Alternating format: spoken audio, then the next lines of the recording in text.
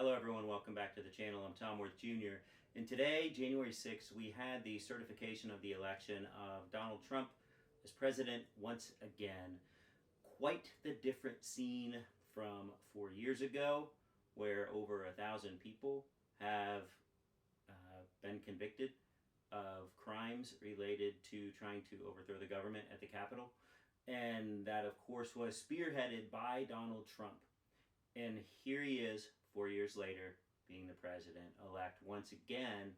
I was reminded in the comments about, in the Judge Merchan and his 34 felony counts and his convictions there. And, all I'm doing, like everyone is doing, is stating facts throughout this. He was convicted. He did commit these crimes. All of the evidence was presented. The jury unanimously found him guilty. There was no issue with the trial. That's how our justice system works. It could not be more clear cut. The mountain of evidence, paper evidence, testimony from witnesses, it could not have been more cut and dried. The only wild card through any of this would be, would the jury contain a just hardcore Trump supporter who would ignore all of the evidence and not find him guilty of some or any of these of these felonies? And none of them did. We did have some Trump, or at least former, if not present, maybe present, I don't know, Trump supporters in this who could not overlook what they were presented with. And this is why Trump will always lose in the legal system. He always does, except for when it comes to the Supreme Court. But when it comes to just sheer evidence and juries and judges, he always loses, unless there is a delay tactic involved, where you can lose, but then you can appeal, or you can have the trial delayed, or you can win the election and not go to trial at all. But when he goes to trial, he always loses.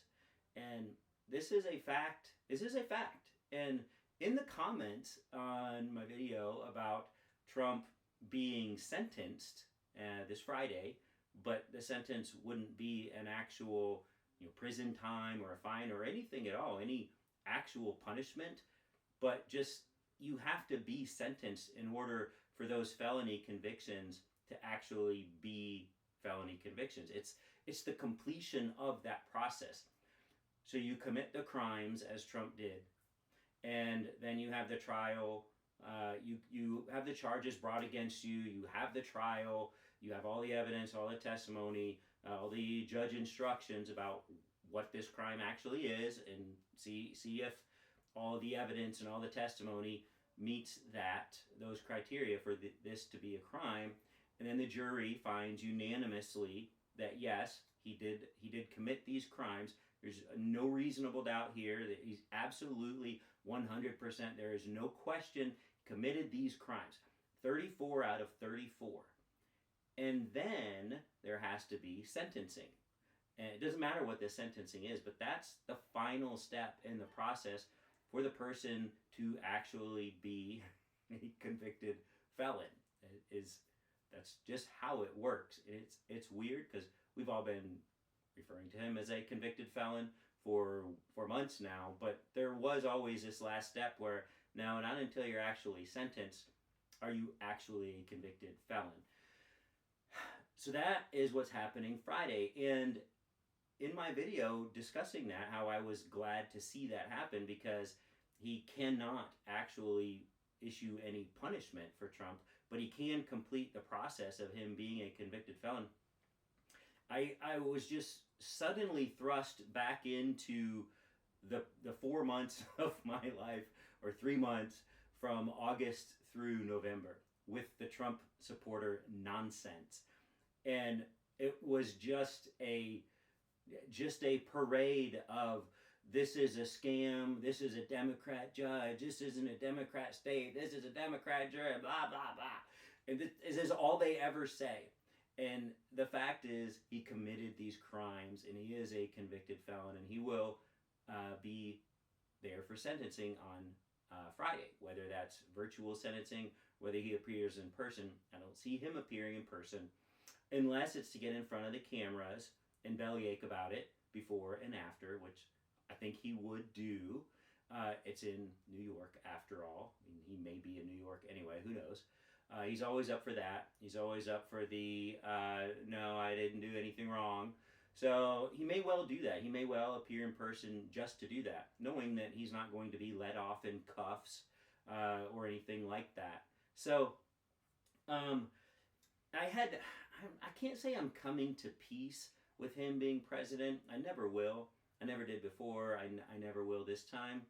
But, you get kind of numbed to what all we went through. And then what all was going on in the election. Because we've had a couple months of lull here where it's not an election cycle. And it's not something where he has to be in our face all day, every day about things. And have the nonsense to his supporters that they will then parrot in comments on videos. And if you need a reminder on just what we're talking about here, the comments in that video, I guess it got surfaced more to a wider audience this time. It got some traction and just got a wider viewership, especially today, even though it was from a few days ago. And the commenters are still there. So they're still out there, and they're still claiming he has been done a great wrong. And most of them don't say he didn't do this. Most of them just say it's the weaponization of the DOJ or it's a Democrat judge. But the fact is, there is all of the evidence in the world that proves he did what the DA said he did. And it is a simple question of, did he do it? Yes, he did. And then, is what he did a crime? Yes, it is. It's that simple. Nothing to do with Democrat or Republican.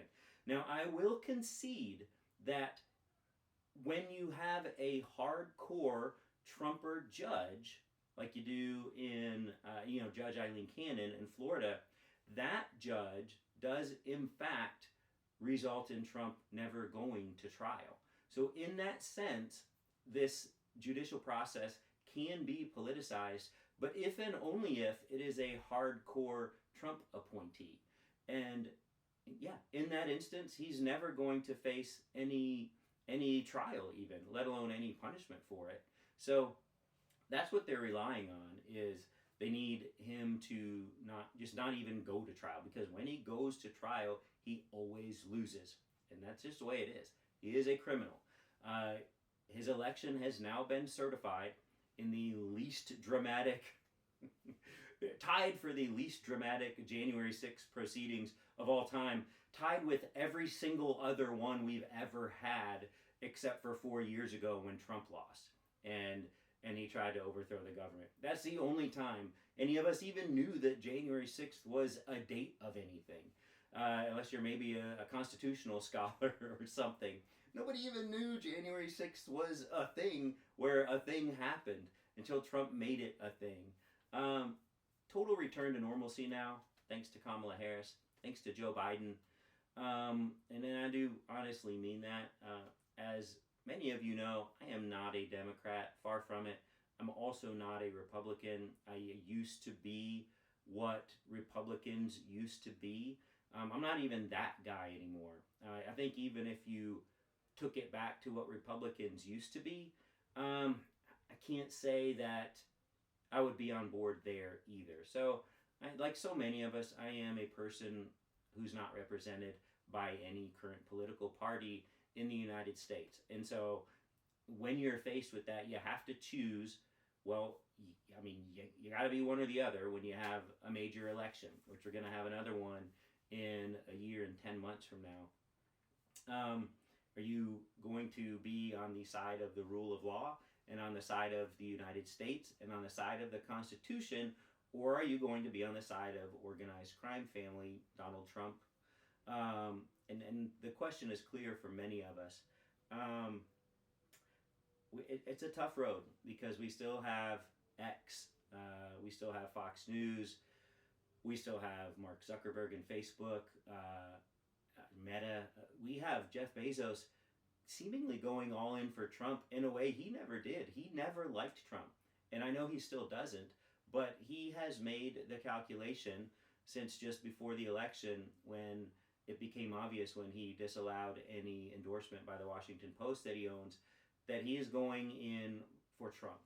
And he's now got he's got the rights to Melania Trump's whatever it is Melania Trump's doing now. So I don't know. Maybe she's going to be a star now. Maybe her long-term investment in being Donald Trump's plaything, it will finally pay off for her. Seems like it might, thanks to Jeff Bezos. I don't know, but we do have some alternatives if we can get the people over to them. I don't think that those alternatives are CNN or MSNBC. I think the blooms are off those roses. They're sellouts, and they're not going to. They prove they cannot stand up to Fox News. And on the X side, there have been several companies step up. Blue Sky is the alternative. That's pretty clear. That's what's got the momentum. I joined a couple months ago, and I am spending. I'm still not there every day, but there are days where I will go out multiple times a day. The reason I didn't do that right at first when I signed up is that there just really wasn't much there, and it was kind of a lot of reposts of one thing or of three things or of six things. There just wasn't much variety there. But lately, I'm scrolling through a pretty good amount before I'm seeing a repost of something that I've already seen. And I saw Mark Cuban out there calling for more people to join. He cited that there are 18 million daily users on X and up to 1.5 million now on Blue Sky. Still, less than 10% of the daily active users that X has, but that's a respectable number, and you can really get some variety and some diversity of opinions and viewpoints. I think just the more people, and Cuban was just calling for more people to join Blue Sky. And if you know any people, if you have some friends, if you have some family, if you have people you follow on X that are not on Blue Sky yet, drop them a line on X saying, come on over. I think it'll be a little while, but I do think it can get there. And it's already looking like Blue Sky is not MAGA friendly, and X is almost only MAGA people, along with celebrities and athletes who, they don't care about political affiliations. They just want the numbers. And X is going to have the numbers for a long time to come. But the more people we can get, the more LeBron James can shelf his Twitter for a while. I don't know that he's on Blue Sky. I still haven't seen him, claim that was any politically motivated act to not participate on X anymore. But or maybe it was Instagram. I forget. Zuckerberg's just as bad. So Facebook, yeah, get out of here. I don't know. I think the downside of today and the comments were that those people, you're still there, and it's annoying, and you're still as uneducated as ever. You're still as misinformed as ever. You're still as anti or democratic, un-American as ever, and I had lost track of that just by not seeing those comments on my videos for a few months now. But I guess thanks for the wake-up call. That's inspired me to come on with this video today and calling that out to all of the rest of us that it's still no time to be silent. And whether the viewers are there or not, we still need to be talking about this, and we still are talking about this. And it's also a day to celebrate not the certification of Donald Trump's election, but to certify the United States of America as a functioning democracy, at least on one side of the aisle. So that's something to be thankful for. I am thankful for that, and I hope you all have a great week. And I'm looking forward to Friday to see how this shakes out, to see whether the actual sentencing will be carried out or not. But that's just something to look forward to. That's about it for tonight, and we will talk later.